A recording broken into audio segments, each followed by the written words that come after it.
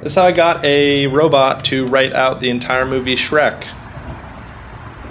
So I just started off by just watching the whole movie and writing down everything that they said. And then I laid out a big piece of paper on a CNC machine, which is like meant for cutting wood and making cabinets and stuff. And I was like, oh, maybe I can just shove a pen where the like cutting bit goes, but it ended up kind of looking like alien hieroglyphics. So I was like, okay, I need to come up with something new. So 3D printed out this pen holder and got these linear bearings that would make it slide back and forth, and shoved the pen up there with a rubber band, which was able to make it kind of go up and down, and it wouldn't get caught on the paper anymore. So where the pen moved was controlled by a program, not a human. So I didn't have to write like a human. It just sort of optimized the path and just wrote in whatever freestyle order it wanted. At the end of day one, it was like 1:30. I had worked the next day, so I was like, okay, I need to come back. Came back the next day and resumed the program, and that was day 2. Then this is day 3. On day 3, I did realize that there were these like sort of bubbles in the paper, or like high spots that made it so the pen would sort of drag. And so I put down a bunch of pens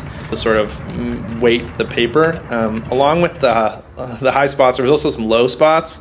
But I'm actually kind of into them. It's like what Bob Ross said. It's like there's no mistakes, only happy accidents. So obviously the pen ran out of ink, and instead of just buying a new pen like I probably should have, I was like, I'll fill it with India ink myself. And that was like a whole hour-long detour, but then it was working.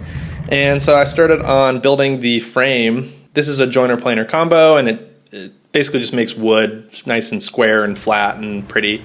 So then I cut them to length on the table saw and basically made a big frame. So I glued and nailed the frame together, and then I made this inner piece that would stiffen up the inner frame. Then I moved over the whole piece of paper onto the inner frame and stapled that down. Then I made an outer frame as well, which I then painted white. Then I put the outer frame and smashed it into the inner frame.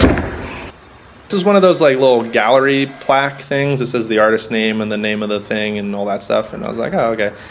That was out of aluminum, so I hung that up in the art studio as well. And that's the whole thing. I hope you liked it.